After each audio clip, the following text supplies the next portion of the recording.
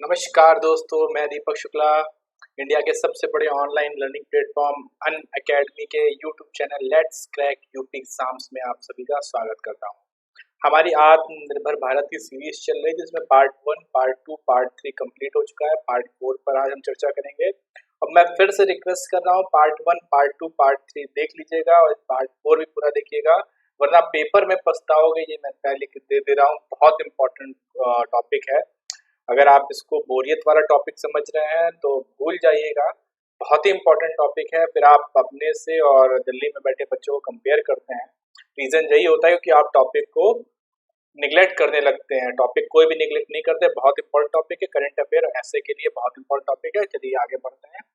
ये सब अन अकेडमी के बारे में। खासियत क्या है अन अकेडमी की? डेली लाइव क्लासेस होते हैं, क्विज होते हैं, और एक हाँ रिक्वेस्ट है, सब लोग वीडियो को लाइक कर देना, बहुत ही इंपॉर्टेंट है लाइक करना भाई, ताकि हम लोग को ऊर्जा मिलती रहती है, एनर्जी मिलती रहती है ना। बाकी लाइक करने को पैसे थोड़ी मिलते हैं ठीक है। तो डेली लाइव क्लासेस मिलेगी यहाँ पे आपको, शेड्यूल्ड स्ट्रक्चर मिलेगा और लाइव टेस्ट क्विजेस मिलेंगे सारे, और अनलिमिटेड एक्सेस मिलेगा जो सब्सक्रिप्शन लेंगे। सब्सक्रिप्शन की बात करनी होगी तो ये हमारे टॉप मेंटर्स हैं, और सब्सक्रिप्शन के लिए एक बहुत बढ़िया चीज मिल रही है। मालूम है क्या? एक कोड मिला है 10% डिस्काउंट का, DSUS। इसको यूज करो इन 5 में से किसी में भी, और ये पैसा कन्वर्ट होकर के इसमें बदल जाएगा। समझ रहे हो आप? ये बहुत ही जादुई कोड है।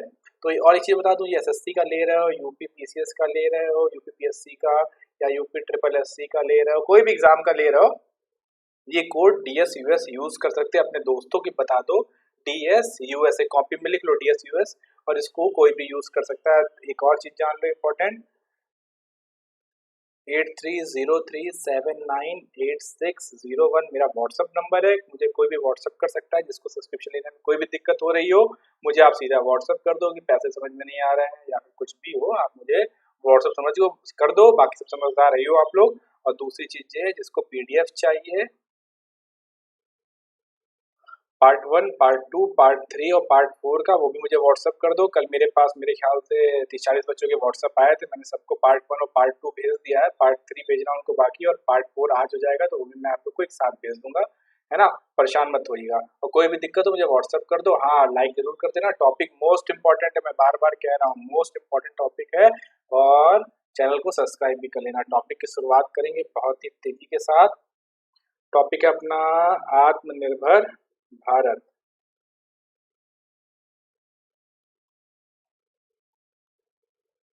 चर्चा करेंगे आत्मनिर्भर भारत में, चर्चा करेंगे। तो सबसे पहले चर्चा करनी हमें है उसके पार्ट 4 पर, विकास के नए क्षितिज। अच्छा, मुझे सिर्फ एक चीज बताओ, तुम अगर बिजनेस खोलना चाहते हो किसी भी शहर में या फिर किसी भी नए देश जाकर के, तुम वहां पे क्या देखोगे? सबसे पहले वहां पे अपनी सुविधा देखोगे, लेबर देखोगे अवेलेबल हो रहा है कि नहीं हो रहा है, रॉ मटेरियल अवेलेबल हो रहा है कि नहीं हो रहा है, कनेक्टिविटी है कि नहीं है। कनेक्टिविटी का मतलब है रोड कनेक्टिविटी से है, पब्लिक कनेक्टिविटी से है, या फिर ट्रांसपोर्ट कनेक्टिविटी से है। मतलब हर तरह की कनेक्टिविटी अवेलेबल है कि नहीं है। मान लो बिजली नहीं है, तुमने वहां पे बहुत बड़ी फैक्ट्री लगा ली, अब बिजली नहीं किस काम की, तो कनेक्टिविटी देखोगे ना कि बिजली की कनेक्टिविटी भी होनी चाहिए। मतलब जितनी नेसेसरी चीजें उनकी कनेक्टिविटी है कि नहीं है। तो अगर कोई भी देश सरकार निवेशक को अपनी ओर अगर लाना चाहेगा, सबसे पहले क्या व्यवस्था करेगा? कनेक्टिविटी की व्यवस्था करेगा। सबसे पहले वो कनेक्टिविटी बढ़ाएगा अपनी। और कनेक्टिविटी कैसे बढ़ाएगा? उसके लिए सरकार अपने नए नए प्लान बनाती है। तो आज हम चर्चा करेंगे सरकार के उन प्लानों पर। सरकार अपने निवेशकों को क्या क्या देगी, उस पर चर्चा करेंगे। सरकार ने कितना पीपी PPP मॉडल पे काम किया, उस पर चर्चा करेंगे। साथ ही FDI पे चर्चा करेंगे कि FDI कितने परसेंट कहाँ कहाँ किसको दिया गया है, इस पे भी खूब चर्चा करेंगे आज। तो टॉपिक की शुरुआत करते हैं। पहले तो निवेश पे चर्चा करेंगे। मैंने पहले ही आते थे बोला था, आप निवेश में क्या चाहोगे? सरकार की सुविधाएं और सहूलियत चाहोगे। सरकार आपको क्या सहूलियत दे सकती है, ये महत्वपूर्ण है, सबसे बड़ी चीज। तो आप चाहोगे मैं आऊं और सरकार मुझे कहे कि हाँ भाई बिजनेस लगा लो, हम आपको परेशान नहीं करेंगे, सिंगल फाइल में सिंगल विंडो पे काम हो जाएगा। सरकार ने वही किया। सरकार ने यहाँ पे क्या किया, बोले भाई साहब आइए, हम एक कमेटी बना दे रहे हैं उच्च अधिकारियों की, आप उनके पास अपनी फाइल रखोगे, ये आपको निवेश में तुरंत मंजूरी दे देंगे। हमारी पहली प्रॉब्लम सॉल्व हो गई। अच्छा, दूसरी प्रॉब्लम क्या निवेश करने के लिए? भाई उस डिपार्टमेंट, मान लो मैं मोबाइल की फैक्ट्री लगा रहा हूँ इंडिया में चाइना से ला करके, है ना। अब मैं इंडिया में चाइना से लाके मोबाइल की फैक्ट्री लगा रहा हूँ, तो मैं इलेक्ट्रॉनिक्स के डिपार्टमेंट में जाऊंगा और मैं मंत्रालय में पहुंच करके वहां के मेन हेड को ढूंढूंगा कि भाई मेरी फाइल पास कराओ। अब सरकार ने कहा किसी को ढूंढने की जरूरत नहीं है, एक परियोजना विकास प्रकोष्ठ पहुंचो, अपनी फाइल दो, ये तुरंत पास होगी। आप तुरंत अपना इकाई यहाँ पर लगा लो या फिर उद्योग यहाँ पर लगा लो। अच्छा, सरकार ये उद्योगों के पीछे इतना इंटरेस्टेड क्यों हुई है? ये औद्योगिक गलियारा है, देखना इस तरह का एक औद्योगिक गलियारा बना रही है सरकार, उसके जो उसी औद्योगिक गलियारे का नक्शा है, मैंने नक्शा जानबूझ के बना रखा ताकि आपको याद रहे। अच्छा, सरकार इतना इंटरेस्टेड क्यों हो गई है? हाल ही में कोविड-19 फैला, चल रहा है, जो भी घर पे रहें, सुरक्षित रहें, मेरा एक और आपसे गुजारिश है। तो कोविड-19 में सरकार ने कहा कि भाई साहब ये फैला कहाँ से? फैला चीन से है और चीन के वुहांग शहर से फैला है। और वुहांग में क्या था? वुहांग चीन का इंडस्ट्रियल कैपिटल है, मतलब वुहांग जो है वो चीन की औद्योगिक राजधानी है। तो सारे उद्योग कहाँ पर है? वुहांग में। वुहांग में उद्योग सारे क्यों थे? सरकार ने वहां की क्या किया, एक शहर बसाया पूरा, जिसका नाम रखा वुहांग। वो सिर्फ इंडस्ट्री के उद्देश्य से बसाया कि वहां पे सिर्फ इंडस्ट्री बनाएंगे बड़ी बड़ी, इसलिए इसको इंडस्ट्रियल कैपिटल कह दिया। जैसे क्या मुंबई जो है वो देश की आर्थिक राजधानी है ना, वैसे ही चीन का वुहांग इंडस्ट्रियल कैपिटल है, कैसी? औद्योगिक राजधानी है। मोस्ट इंपॉर्टेंट, अब कोविड-19 फैला वुहांग से था, तो सारे वहां के व्यापारियों ने यहाँ पे जा रहे, यहाँ पे उद्योग के लोगों ने कहा कि भाई अपने यहाँ से हम कंपनीज बंद करेंगे और हम दूसरे देशों की ओर ट्रांसफर होंगे, है ना, ये कहा उन्होंने। तो इंडिया सबसे अच्छी एक अपॉर्चुनिटी दिख रहा है लोगों को आज के डेट में। क्यों? इंडिया के पास बहुत सारे संसाधन मौजूद है और इंडिया उभरती हुई अर्थव्यवस्था भी बन रहा है ना। तो लोगों ने कहा क्यों ना इंडिया की ओर मूव करें, और सरकार ने भी उन उद्योगपतियों से कहा कि आप इंडिया में निवेश करें। इसके लिए प्रधानमंत्री जी ने अलग अलग व्यवस्थाएं की। अच्छा, महत्वपूर्ण क्या था? अब प्रधानमंत्री निवेश के लिए तो कह दिया, राज्यों को भी कुछ जिम्मेदारी दी जाएगी ना। तो राज्यों से कहा गया है आप उन निवेशकों को अपनी ओर लेकर के आए और अपने राज्यों की सुविधाओं के बारे में बताएं, जिससे जिससे वो लोग अपने आपके राज्यों को समझें और राज्यों में इकाइयां लगाने के लिए इंटरेस्टेड हों। अब क्या होगा? इसके लिए कहा, सरकार ने कहा कि हम राज्यों को रैंकिंग देंगे। फिर आने वाले समय में अगर कोई जैसे मैं ही इकाई लगाना चाहूंगा तो मैं देखूंगा टॉप 1 में कौन है। अरे हम ऐप भी वो इंस्टॉल करते हैं जिसकी रेटिंग 4.5 से ऊपर हो, तो समझ रहे हो? वैसे ही देखा जाएगा टॉप में कौन सा राज्य उद्योग लगाने के लिए। अगर मान लो उत्तर प्रदेश का नाम लिखा होगा, सबसे पहले हम उत्तर प्रदेश आएंगे ना कि यहाँ के बवाल कम है, सीधा आओ, विंडो पहुंचो, फाइल लगाओ और उद्योग स्थापित कर लो, है ना। तो वही चीज है यहाँ पर। दूसरी चीज क्या करी, ये मैं इसलिए बता रहा हूँ ताकि आराम से आप ऐसे लिख सको सोच समझ करके, है ना, इसलिए मैंने वुहांग का भी एग्जाम्पल लिया। दूसरी चीज क्या है? सोलर। सोलर को लेके सरकार बहुत ज्यादा इंटरेस्टेड है, वो चाह रही है आने वाली बिजली व्यवस्था जो हो, एनर्जी जनरेशन जो हो, वो सोलर पे डिपेंड हो। सोलर पे कैसे हो? सरकार ये कह रही है कि एक काम करते हैं, एक नए चैंपियन सेक्टर को बढ़ावा देते हैं। उसमें क्या करेंगे, हम सोलर फैक्ट्री लगाने वालों को प्रोत्साहन देंगे और तथा इसको सब्सिडी के साथ बेचेंगे ताकि लोग सोलर का प्रयोग करके बिजली का निर्माण करें। अच्छा, अब क्या होगा भाई साहब? इंडस्ट्री लगानी जो मैंने आते थे बात करी थी, इंडस्ट्री लगाते समय आप देखोगे ना कि आपको क्या क्या मिल रहा है। सरकार ने कहा है कि सबसे पहले कि औद्योगिक क्लस्टर का निर्माण करो, जो उन्नतशील औद्योगिक क्लस्टर, औद्योगिक क्लस्टर समझ रहे हो, जहाँ पे सारे उद्योग एक साथ लगे हुए ना, ऐसा कुछ क्लस्टर बनाओ जहाँ पे सारे उद्योग एक साथ हो। और ये क्या, इसका नाम औद्योगिक भूमि रखो और या फिर भूमि बैंक रखो इसका नाम। यहाँ पर जमीन मिल जाए, भूमि बैंक समझते हो? बैंक क्या होता है? जहाँ पर कोई चीज एकत्र की जाती है, यहाँ पर कोई जमा की जाती है, तो वही चीज हो गई। यहाँ पर भूमि का बैंक बना दो पूरा, यहाँ पर ढेर सारी भूमियां है, आप आइए देखिए और इसको औद्योगिक सूचना प्रणाली पर इसकी जानकारी को उपलब्ध करा दो सारी। सरकार ने एक और कहा 5 लाख हेक्टेयर में बनाओ इसको और 3376 औद्योगिक पार्क की स्थापना की जाए जिसमें। और ये करना कब है? 2020-21 में औद्योगिक पार्कों की रैंकिंग भी दी जाएगी, यानी 2020-21 के पहले इन पार्कों को बना देना है। मोस्ट इम्पॉर्टेंट है, पूछा जाएगा आने वाले समय में औद्योगिक पार्किंग की रैंकिंग देने के लिए, औद्योगिक पार्कों की स्थान को देने के लिए कौन सा वर्ष तय किया गया है? तो हो जाएगा 2020 और 21 तय किया गया है। ठीक है, आगे बढ़ते हैं विकास के नए क्षितिज की ओर।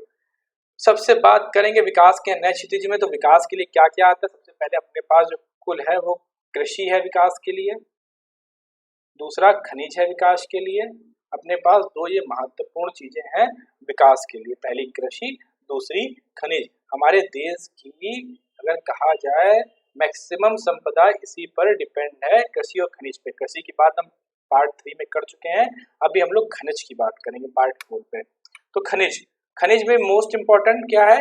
कोयला यानी कोल।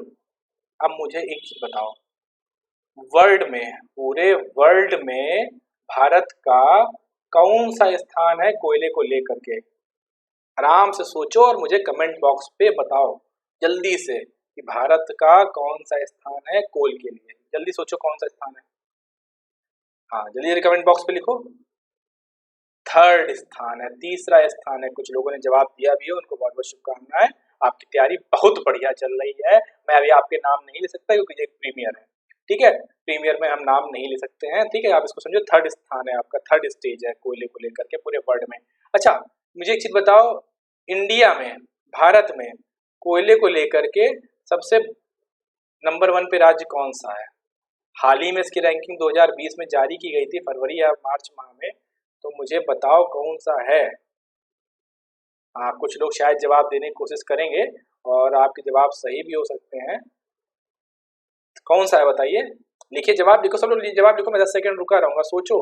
अरे गलत सही कुछ भी लिखो, उससे कोई इशू नहीं है। लिखो तो कुछ, कम से कम गलत लिखोगे तब भी याद रहेगा कि हमने ये गलत लिख दिया था और सर ने इसको सही कराया था, है ना।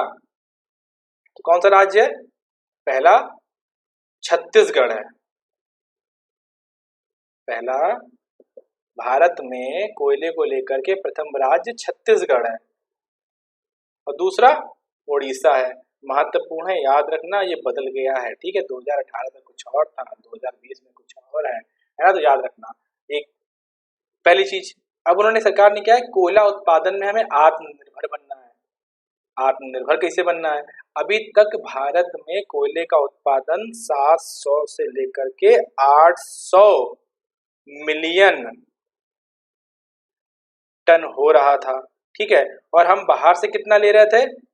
बाहर से हम ले रहे थे 100 से लेकर 150 मिलियन टन हम बाहर से ले रहे थे कोयला, है ना। तो सरकार ने कहा है हमें खुद ही सारा कोयला, खुद ही संपूर्ण कोयला हमें जनरेट करना है। और ये कैसे करेंगे?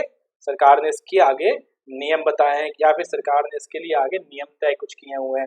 एक और चीज, इसमें निजी क्षेत्र की भागीदारी सरकार ले आई है। एक काम किया सरकार ने कि अब निजी क्षेत्रों की भागीदारी दे दी है सरकार ने। सरकार ने यहाँ पर निजी क्षेत्रों की भागीदारी दे दी है, मतलब पीपीपी मॉडल, है ना। पीपी मॉडल यहाँ पे सरकार ले आई है। सरकार ने यहाँ पर पीपीपी मॉडल का विस्तार कर दिया है, यानी पब्लिक प्राइवेट पार्टनरशिप मॉडल का विस्तार कर दिया है। अच्छा एक चीज मुझे बताओ, कोयले में कितने % तक का खनन व्यवस्था, कोई एफडीआई है? कोयले में कितने % की एफडीआई है? कोई लिखो मुझे नीचे, कितने % की एफडीआई है कोयले में? जवाब दो भाई, डरते क्यों हो लिखने से, लिखो तो। हाँ कुछ बच्चे सही लिखेंगे। 100% एफडीआई कोयले, मोस्ट इंपॉर्टेंट है, पेपर कई बार पूछा गया है। कोयले में सरकार ने कितने % एफडीआई रखी? तो 100% एफडीआई को रखा हुआ है। सरकार ने क्या किया है, अब रुपए प्रति टन कोयले की वैल्यू को निर्धारित किया जाएगा। और दूसरी चीज, अब कोई भी पार्टी किसी भी कोयले ब्लॉक के लिए बोली लगा सकती है। अब लोग सोच रहे होंगे कोयला ब्लॉक क्या है? इन्हीं खाद्यान्नों में छोटी छोटी ब्लॉक बना दी जाती है ना, कोयला ब्लॉक कहा जाता है, ठीक है।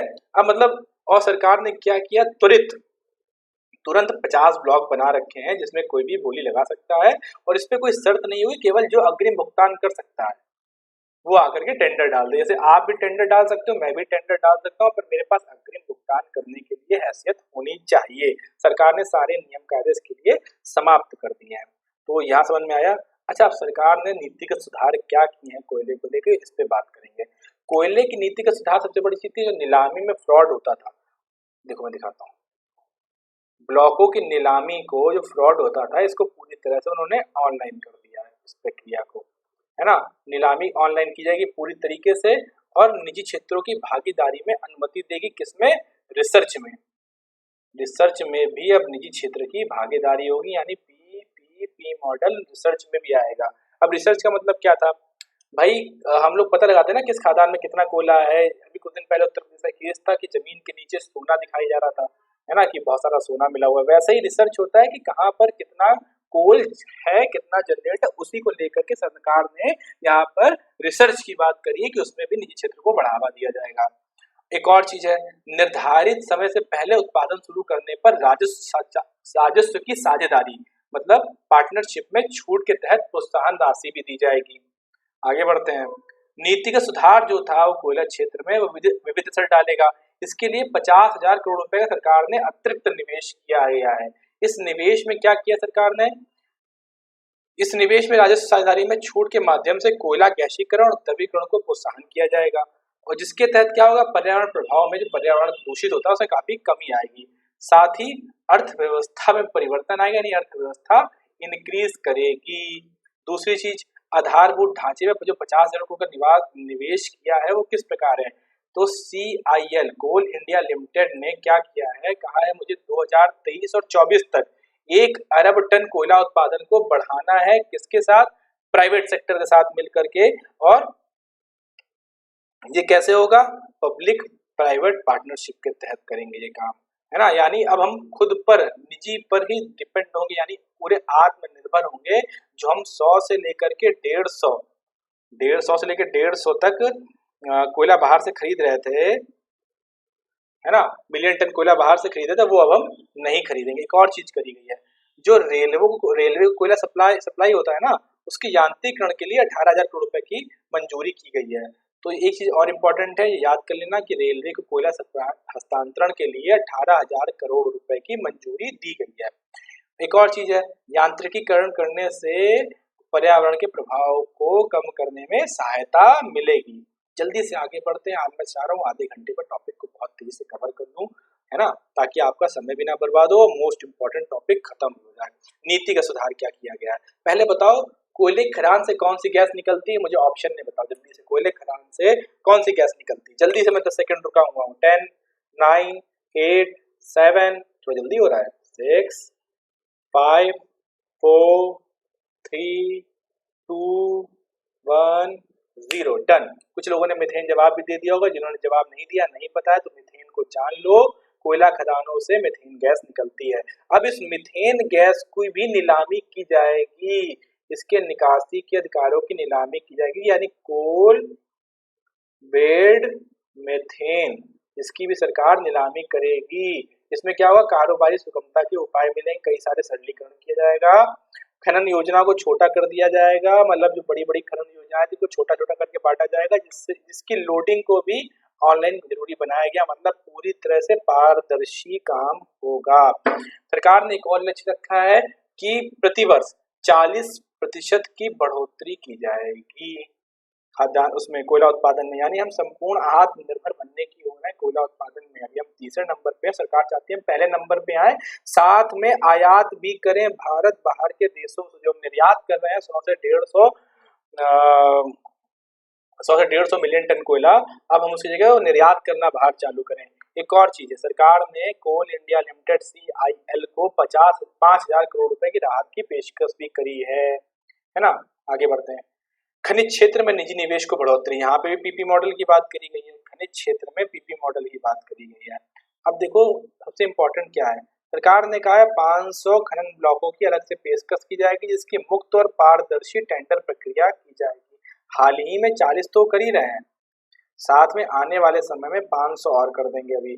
तो इसकी खुली टेंडर प्रक्रिया होगी, कोई भी सेंटर भाग सकता है, कोई भी इसके नियम नहीं होंगे, सिर्फ आप वो जमा राशि करने के आपके पास हैसियत होनी चाहिए, सरकार ने ये कहा, बाकी आप टेंडर डालने के लिए स्वतंत्र होंगे। एक और चीज कही है, एल्युमिनियम उद्योगों में उस प्रतिस्पर्धा लाने के लिए या फिर बढ़ाने के लिए बॉक्साइट और कोयला खनन ब्लॉक की संयुक्त रूप से नीलामी की जाएगी। ये भी बहुत इंपॉर्टेंट है, जान लेना, पूछा जाएगा ऐसे ही। एल्युमिनियम उद्योग में प्रतिस्पर्धा बढ़ाने के लिए सरकार ने क्या पेशकश करी है? बहुत चीजें लिखी रहेंगी, उसमें लिखा रहेगा एक बॉक्साइट और कोयला खनन ब्लॉकों को संयुक्त रूप से नीलामी, है ना, ये लिखा रहेगा, तो इसको भी जान लीजिएगा, मोस्ट इम्पोर्टेंट है। वहां बैठे बैठे सोचो कि ये क्या हो रहा है। ये देखो मैं हाईलाइट कर दे रहा हूँ इसको, बॉक्साइट और कोयला खनन ब्लॉकों की संयुक्त रूप से नीलामी, ठीक है, डन है, मेरे ख्याल समझ में आ रही होगी चीजें, है ना। टफ नहीं है, बहुत सिंपल है, बस थोड़ा सा समझना पड़ता है ना चीजों को। आगे बढ़ते हैं, नेक्स्ट स्लाइड। हाँ, ओपन हो गई है। अच्छा, नीति के सुधार क्या किए गए हैं। पहले समझो एक चीज, नीति के सुधार के पहले कैप्टिव क्या होता है और गैर कैप्टिव खदानें क्या होती हैं। मैं कह रहा हूँ कैप्टिव खदानें वो खदानें होती हैं जो निजी उपयोग में ली जाती हैं, और गैर कैप्टिव क्या होती हैं, जो सार्वजनिक उपयोग में होती हैं। अब सरकार ने कहा है इन दोनों खदानों का निजीकरण कर देंगे, है ना।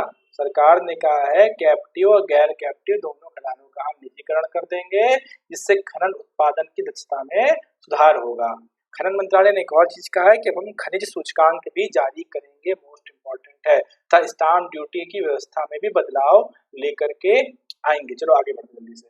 रक्षा उत्पादन, रक्षा उत्पादन कितना इंपॉर्टेंट हो जाता है, क्योंकि भारत जो है सिपरी के अनुसार, SIPRI एक सिपरी संस्था है, इसके अनुसार भारत विश्व का दूसरा सबसे बड़ा देश है जो हथियारों को आयात करता है, फॉरेन से हथियार खरीदता है। सिपरी के अनुसार भारत वो सबसे बड़ा दूसरा देश है। और किससे मैक्सिमम हथियार खरीद रहा है वो समय, रूस से और अमेरिका से। रूस से इस समय कुछ तनातनी है, वो अमेरिका से काफी हथियार खरीद रहा है, इसलिए रूस नाराज भी चल रहा है। तो क्या हुआ, अब भारत इसमें बहुत ज्यादा खर्चा कर रहा है, तो इसकी कटौती करने के लिए उन्होंने तैयार किया कि हम इसको मेक इन इंडिया बनाएंगे, रक्षा उत्पादनों को। अच्छा, इसके एग्जाम्पल के तौर में आप कोरबा वाली फैक्ट्री को ले लो। कोरबा, कोरबा वाली फैक्ट्री क्या है, Indo Russian Indo Russian partnership पे चल रही है, जहाँ पे कौन सी बंदूक बन रही है, AK-203 राइफल का निर्माण चल रहा है, जो प्रधानमंत्री ने 2019 के इलेक्शन के पहले चालू कराया था। तो सरकार ने कहा हम सब कुछ मेक इन इंडिया करने पर विचार कर रहे हैं। इसके पहले तेजस प्लेन भी सरकार ने मेक इन इंडिया के तहत बनाया था, पर उसका इंजन जो था वो अमेरिकन था। सरकार, आगे मैं इंजन की बात करूंगा कि इंजन को कैसे सरकार ने सोचा है कि उसका जो इंजन है उसको हम इंडिया में तैयार करें। सरकार ने एक प्लेटफॉर्म सूची तैयार करी है। इस सूची में कहा गया है जो आयातित पुर्जे जैसे इंजन वगैरह जो होते हैं फॉरेन से ले रहे थे, अब उनको हम इंडिया में ही बनाएंगे, है ना। जैसे धनुष तोप वगैरह बनी है, सब आप देखना, सब इंडिया मेड तो ही है। या फिर जो नाग मिसाइल बनी है, अग्नि की सीरीज बनी है, इंडिया मेड तो ही है। तो उसमें जो पुर्जे बाहर से मंगा के लगाए गए हैं, वो कह रहे हैं हम इंडिया में बनाएंगे, बाहर से नहीं मंगाएंगे। तो यानी हम आत्मनिर्भर बनेंगे रक्षा उत्पादन को लेकर के, और इसके लिए एक अलग से बजट की व्यवस्था करेंगे इन पे, ताकि R&D की जाए। जब तक किसी चीज पर रिसर्च एंड डेवलपमेंट नहीं होगा, ऐसे ही बना दो, मान लो तो आपने इंजन बना दिया, ऊपर काम करना उसने बंद कर दिया एकदम से, तो क्या प्लेन चला गया। और एक प्लेन टूटने का मतलब है कई हजार, कई सौ करोड़ का नुकसान, 200-400 करोड़ का मिनिमम नुकसान होता है। तो वही सरकार ने कहा है कि R&D के लिए हम अलग से पैसा लगाएंगे, है ना। एक चीज सरकार ने और किया है, आयुध निर्माणी फैक्ट्रियां बनी हुई से बहुत सारी हैं, कानपुर में बनी हुई हैं, पैराशूट वगैरह बनी हुई है, स्मॉल आर्म्स फैक्ट्री बनी हुई है। तो इनका कॉर्पोरेटीकरण करेंगे। कॉर्पोरेटीकरण करने से क्या होगा, इसमें धीरे से PPP मॉडल भी लागू कर दिया जाएगा पूरी तरीके से। सरकार ने कहा है इसकी दक्षता में सुधार करने के लिए, मतलब ये जितना भी माल बना रही है उससे अधिक माल बनाने के लिए इसका कॉर्पोरेटीकरण करना बहुत आवश्यक है, जिसका कॉर्पोरेटीकरण भी किया जाएगा। नीति का सुधार करेंगे रक्षा उत्पादन में। अब नीति का सुधार सरकार का क्या मतलब था, सुधार सिर्फ यही मतलब था जो वो है FDI है, FDI, उस FDI को 49% से बढ़ा करके 74% कर दिया जाएगा। कोयले में FDI कितना था, 100%। और इसमें क्या कहते हैं, रक्षा निर्माण में कितना FDI कर देगी सरकार, सरकार कह रही है हम रक्षा में भी 74% FDI ले आएंगे, जो कि 49% था। तभी तभी इसका कॉर्पोरेटिवकरण किया गया है आयुध निर्माणी बोर्ड का, ठीक है। इसका विरोध भी बहुत हो रहा है, बहुत सारी जो वहाँ वर्कर्स हैं इसका विरोध कर रहे हैं कि इसका निजीकरण हम नहीं होने देंगे, अभी कॉर्पोरेटीकरण नहीं होने देंगे। कॉर्पोरेटीकरण निजीकरण में बहुत बड़ा अंतर है, कभी और बात करेंगे जब इकोनॉमिक्स पढ़ाई जाएगी। एक और जिसे बात की गई है, समयबद्ध रक्षा खरीद प्रक्रिया को पूरी किया जाएगा, और सबसे बड़ी चीज ये है कि गुणवत्ता, हथियारों की गुणवत्ता परखी जाएगी अब बहुत ढंग से, है ना। और ट्रायल और टेस्टिंग प्रक्रियाओं को जीर्णोद्धार करते हुए, मतलब कैसे, सरकार ने कहा कुछ उसने निर्माण किया, मान लो एक से AK-204 निर्माण चल रहा है इस समय, सॉरी AK-204 है, हाँ AK-204 का निर्माण चल रहा है कोरबा फैक्ट्री में, ठीक है। सॉरी 203 का निर्माण चल रहा है कोरबा फैक्ट्री में। अब सरकार ने कहा इसकी ट्रायल और टेस्टिंग को हम लोग बहुत तेजी से चालू कराएंगे, है ना। जब तक इसकी पूरी ट्रायल और टेस्टिंग नहीं कर लेंगे तब तक इसको हम बाजार में नहीं लाएंगे, और उसके लिए सरकार ने अलग से फंड की व्यवस्था करी है। आप खुद सोचो, अगर आप कोई अपना माल बना रहे हो तो पहले उसकी टेस्टिंग कराओगे ना कि भाई उसमें क्या गड़बड़ है, क्या सही है, तभी तो बाजार में लेके आओगे। थोड़ी ना कि तुमने माल बनाया और बाजार में लेके आके बेच दिया, है ना, कोई वैल्यू नहीं निकल रही उसकी। सरकार ने बस यही सोचा है कि पहले हम माल का निर्माण करेंगे तथा उसकी टेस्टिंग को जीर्णोद्धार करेंगे, है ना। जैसे हाल ही हम लोगों ने कई सारी रिवॉल्वर्स वगैरह भी बन रही हैं उत्तर प्रदेश में, स्मॉल आर्म्स बनने लगे हैं, तो उसके जीर्णोद्धार की और निजीकरण, उसके सॉरी टेस्टिंग और ट्रायल की व्यवस्था भी की जा रही है। अब हम लोग मोस्ट इम्पोर्टेंट बात करेंगे उड्डयन के बारे में, जो निवेश के लिए महत्वपूर्ण जगह बन जाती है कि वहाँ पब्लिक ट्रांसपोर्ट है कि नहीं है, उड्डयन व्यवस्था है कि नहीं है। जो कि अगर देखो किसी भी क्षेत्र में अगर बिजनेस लगा होता है, मान लो तुम्हारा जो भी क्षेत्र हो, एग्जाम्पल लो, अगर वहां पे हवाई सुविधा चालू हो जाए तो बिजनेस में बढ़ोतरी आएगी कि नहीं आएगी। तो वही चीज करी गई है। अभी तक क्या था, एक छोटी सी और चीज समझो, मैं कह रहा हूं मैं यहां से जा रहा हूं यहाँ, और प्लेन से मैं निकल के ऐसे आ जाऊं तो ज्यादा मेरे लिए इजी पड़ेगा कि मैं ऐसे घूम के आऊं, ज्यादा इजी पड़ेगा। भाई ऐसे घूम के आएंगे इजी पड़ेगा ना। तो सरकार इसी व्यवस्था को खत्म करना चाहती है, वो ऐसे घूम के ना जा करके अब सीधा सीधा घूम के आए, और जो जहां जाना है वो यहाँ तक घूम के आए, जहां जाना है वो यहाँ घूमे, जहां जाना है वो यहाँ घूमे, फिर यहाँ तक जहाँ के लिए व्यवस्था कर दिया है। सरकार कह रही ये व्यवस्था थोड़ा ईजी पड़ेगी। अब इसमें क्या दिक्कत थी, अभी तक सिर्फ 60% ही स्वतंत्र रूप से हवाई क्षेत्र अवेलेबल था, जिसको सरकार कह रही है हम 100% तक लेके आएंगे। ठीक है। दूसरी चीज, प्रतिवर्ष लगभग 1000 करोड़ रुपए का इससे कुल लाभ होगा सरकार को। जब डायरेक्ट कनेक्टिविटी मिलेगी, इससे जो देखो अगर यहाँ से ये डायरेक्ट कनेक्टिविटी सब मिल रही है, सरकार को लाभ होगा कि नहीं होगा उससे। भाई डायरेक्ट कनेक्टिविटी मिल जाएगी। मान लो बेंगलोर टू कानपुर फ्लाइट चालू हुई है, पहले क्या था बेंगलोर टू लखनऊ लोग जा रहे थे, बेंगलोर से डायरेक्ट कानपुर आ रहे हैं, सरकार को ही तो फायदा हो रहा है ना। ठीक है। नहीं तो पहले लोग क्या करते थे, भाई ट्रेन से आ रहे थे या फिर पब्लिक ट्रांसपोर्ट से कैसे भी आ रहे थे, वो खत्म हो जाएगा। और सबसे बड़ा फायदा क्या होगा, ईंधन कम लगेगा और समय बचेगा।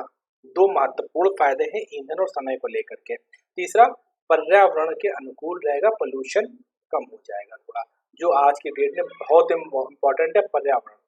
आगे बढ़ेंगे, पीपीपी मॉडल के तहत बात करेंगे, पब्लिक प्राइवेट पार्टनरशिप मॉडल पे बात करेंगे, जो कि आज की डेट में बहुत ही बर्निंग मुद्दा बन गया है।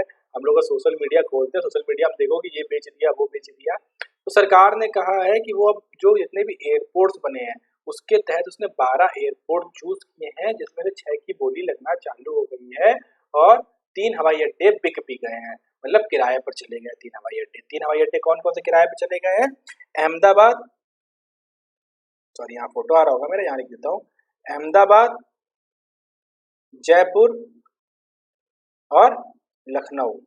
ये 3 हवाई अड्डे जो है प्राइवेट सेक्टर पे चले भी गए हैं, अब आने वाले 3 और जाएंगे। वो कौन से हैं, वो है गुवाहाटी, तिरुवनंतपुरम और मंगलूर। ये अभी 3 और चले जाएंगे, तो 6 हवाई अड्डे हो जाएंगे। सरकार क्या कह रही है, इस 6 हवाई अड्डे से हमें वार्षिक जो है वो 1000 करोड़ रुपए प्राप्त होंगे, जो कि पहले के 540 करोड़ रुपए से लगभग दोगुना है। मतलब हमारा राजस्व बढ़ेगा इससे, कुल मिलाकर ये बात है।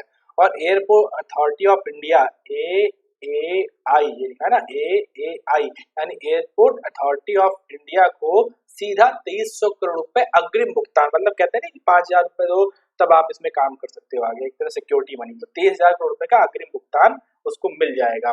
अच्छा, अब पहले दौर में 6 हवाई अड्डे तो चूज कर लिए गए, दूसरे दौर के भी 6 हवाई अड्डे हैं, है ना, जिनकी बोली की जानी है। और सरकार ने अंदाजा लगाया है इससे करीबन 13,000 करोड़ रुपए का सरकार को प्रॉफिट होगा। बहुत इंपॉर्टेंट है, पढ़ लो, मेरे पार्ट 1, पार्ट 2, पार्ट 3 को जरूर देख लेना, और आने वाले समय में मैं क्वेश्चन भी करा दूंगा।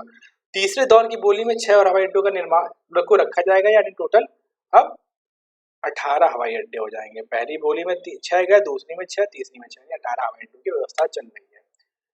एक और था MRO इकोसिस्टम, है ना, यानी युक्त संगत व्यवस्था करना, सरकार की मेंटेनेंस व्यवस्था करना। सरकार ने क्या कहा है, विमान के एक हिस्से की मरम्मत और एयरफ्रेम रखरखाव के लिए 3 वर्षों में 800 करोड़ रुपए खर्च आता है, करीबन 250 करोड़ रुपए प्रति वर्ष खर्च आ रहा है, ज़्यादा 250 करोड़ रुपए से लगभग मान लेते हैं खर्च आ रहा है, जो अब बढ़ करके 2000 करोड़ रुपए हो गया है। सरकार कह रही है इसको कम करने के लिए दुनिया के प्रमुख इंजन निर्माता कंपनियों को भारत इंजन मरम्मत की सुविधा स्थापित करने के लिए डायरेक्ट बुला रहा है कि आ जाओ। जिससे क्या होगा, उत्पादन का स्तर बढ़ेगा, है ना, और अच्छा क्षेत्र और सैनिक क्षेत्र, सैनिक मतलब airport authority of India type के क्षेत्र में मेंटेनेंस को आपस में सम्मिलित करके इजी कर दे, सरकार का लॉसेस कम होंगे और एयरलाइंस के रखरखाव में भी कमी आएगी। मोस्ट इंपॉर्टेंट है। चलो आगे बढ़ते जल्दी से। सीमा शुल्क नीति सुधार में क्या किया गया, जो बिजली वाली कंपनियां थी उनको क्या किया कि उपभोक्ता के अधिकारों को बढ़ाया गया है, जिसमें बिजली प्रॉपर मिले उपभोक्ता को और अच्छा इसे उपभोक्ताओं पर एक्स्ट्रा बोझ ना डाला जाए, मतलब जो हमसे एक्स्ट्रा जोड़ लेते हैं वो लोग सर्विस कॉस्ट, ये कॉस्ट, इसको कम करने के लिए कहा गया है। उद्योगों में क्या किया गया है, सरकार ने इनको कहा है हम लोग क्रॉस सब्सिडीज में कटौती करेंगे और खुली पहुंच में वृद्धि करा देंगे आपके लिए। खुली पहुंच से वृद्धि का मतलब मेरा होता है कि मतलब आगे भी हम आपको बिजली सप्लाई करने के लिए गाँवों में से हम आपके लिए और बड़ा ब्रॉड एरिया नेटवर्क तैयार करेंगे ताकि आप और बिजली सप्लाई कर पाए। तीसरी चीज और थी, उत्पादन और ट्रांसमिशन परियोजना के डेवलपर्स का चयन प्रतिस्पर्धात्मक तरीके से किया जाएगा। क्षेत्र की स्थिरता मोस्ट इंपॉर्टेंट है, इसको देखना। बिजली उत्पादन समय पर भुगतान करना पड़ेगा। बिजली उत्पादन कंपनी को सरकार को जो करना है वो उत्पादन समय पे करना पड़ेगा, जबकि सब्सिडी के लिए डीबीटी और स्मार्ट प्रीपेड मीटर की व्यवस्था की जाएगी। स्मार्ट प्रीपेड मीटर से मेरा मतलब समझते हैं क्या है? आजकल बड़े शहरों में जाओ, जैसे फोन रिचार्ज कराते हो ना, 399 का रिचार्ज कराया और 28 दिन चल गया, वैसे ही अब स्मार्ट प्रीपेड मीटर होगा जो आप रिचार्ज कराओगे और यूज करते जाओगे उस हिसाब से बिजली। सरकार ने एक और चीज कही, जो संघ शासित प्रदेश है उसमें बिजली वितरण का निजीकरण कर दिया जाएगा, यानी प्राइवेटाइजेशन कर दिया जाएगा। और संघ शासित प्रदेशों की संख्या कितनी है? 28। संघ शासित प्रदेश कितने हैं? 28। अब क्या होगा, इससे उन्होंने कहा कि बिजली वितरण और आपूर्ति वहां की श्रेष्ठ हो जाएगी, यानी अच्छी हो जाएगी और वहां पे जो बिजली की प्रॉब्लम है वो खत्म हो जाएगी और उपभोक्ताओं को बेहतर सुविधा मिलेगी और बहुत सारे इंडस्ट्रीज वहां पे पहुंचेंगी, है ना। जब प्रॉपर बिजली आएगी तो इंडस्ट्री वहां पहुंचेंगी, जिससे कि संघ शासित प्रदेशों का विकास हो पाएगा। सरकार ने कहा कि एक तरह से हम निजी निवेश को प्रोत्साहन देने के लिए 81 करोड़ रुपए की एक्स्ट्रा फंडिंग करेंगे, जो हम लोग पहले भी बात करते हुए आ रहे थे। सरकार ने इसमें ये कहा है कि संवैधानिक निकायों को परियोजनाओं, केंद्रीय मंत्रालयों, राज्य सरकार, संवैधानिक इकाई द्वारा प्रस्तावित की जाएगी। 81 करोड़ रुपए की व्यवस्था, है ना, ये मोस्ट इंपॉर्टेंट है। इसमें निजी निवेश को भी ध्यान में रखा गया है। इससे क्या होगा, सबसे बड़ी चीज है, सामाजिक अवसंरचना परियोजनाओं को खराब व्यवहार के कारण हानि होती थी उसको रोक हो जाएगी, जो मोस्ट इंपॉर्टेंट था। वायबिलिटी गैप फंडिंग की मात्रा जो थी उसको 30% तक बढ़ाया जा सकेगा, है ना, सबसे इंपॉर्टेंट था। और मौजूदा जो कि बीजीएफ भारत सरकार के राज्य संवैधानिक निकाय और प्रत्येक की ओर से दी जा रही मौजूदा 20% सहायता जो होगी उसको बढ़ाया जा सकेगा, जिससे कुल परिव्यय 8100 करोड़ रुपए का होगा। अंतरिक्ष से जुड़ी गतिविधियों में चर्चा करेंगे, मोस्ट इंपॉर्टेंट है। अभी तक क्या था, जैसे फॉरेन की बात करोगे तो फॉरेन में निजी कंपनियां भी अंतरिक्ष से जुड़ी हुई थी, अपने सैटेलाइट वगैरह भेज रही थी। वही काम भारत भी करने जा रहा है। भारत क्या कह रहा है कि हम अब निजी कंपनियों को भी उपग्रह और प्रक्षेपण यान चालू करने की वो दे देंगे, अनुमति दे देंगे। पीपीपी मॉडल यहाँ पे लागू कर देंगे पूरी तरीके से। इससे क्या होगा, इससे इसकी क्षमताओं में सुधार लाया जा सकेगा, नए ग्रहों की खोज आराम से की जा सकेगी, दूसरे ग्रहों की यात्राएं की जा सकती हैं और भविष्य की कई परियोजनाओं को निजी क्षेत्र में खोला जाएगा तो भविष्य की परियोजनाएं भी आसान हो जाएंगी। तीसरा, परमाणु ऊर्जा संबंधित सरकार क्या कर रही है, पीपी मोड, इसमें भी पीपीपी मॉडल लेके आ रही है। अभी हालिया हम लोग अमेरिका के साथ चर्चा कर रहे हैं परमाणु ऊर्जा संयंत्र लगाने पे भारत पे, और साथ में रूस से भी चर्चा चल रही थी पहले। सरकार कह रही है कि परमाणु ऊर्जा को भारत में लेकर के आएंगे, जिससे क्या फायदा होगा, बिजली के लेकर समस्याएं और बहुत सारी उद्योगों को लेकर समस्याएं को समाप्त किया जाएगा और एक ये मजबूत स्टार्टअप प्रणाली होगी। ये मोस्ट इंपॉर्टेंट बनता जा रहा है। अच्छा, मैं कुछ बातें और कर लेता हूँ। मुझे कुछ परमाणु संयंत्रों के नाम अगर बता दूं आप लोगों, अगर आप चाहें तो। पहला तारापुर परमाणु संयंत्र है जो कि महाराष्ट्र में है। दूसरा कौन सा है, रावत भाटा परमाणु संयंत्र है जो कि राजस्थान में है। तीसरा कुंडनकुलम परमाणु केंद्र है, तमिलनाडु में है। कैगा क्या कर्नाटक में है। उसके बाद हमारा एक उत्तर प्रदेश में पड़ता है नरोरा, नरोरा उत्तर प्रदेश में है। कलपक्कम तमिलनाडु में। इंपॉर्टेंट है, याद कर लीजिएगा। और मेरे ख्याल से ये टॉपिक यहाँ पे खत्म होता है निजी निवेश का। 5वां पार्ट और बचा हुआ, 5वें पार्ट के बाद मैं 30 क्वेश्चंस की एक श्रृंखला, 30 से लेकर 50 क्वेश्चंस की एक श्रृंखला लेके आऊंगा आप लोग के लिए, आत्मनिर्भर भारत के लिए। तो जुड़ते रहिए मुझसे, और जिसको जिसको प्रॉब्लम आ रही हो वो 8303798601 पे मुझे व्हाट्सअप कर देगा। Thank you very much.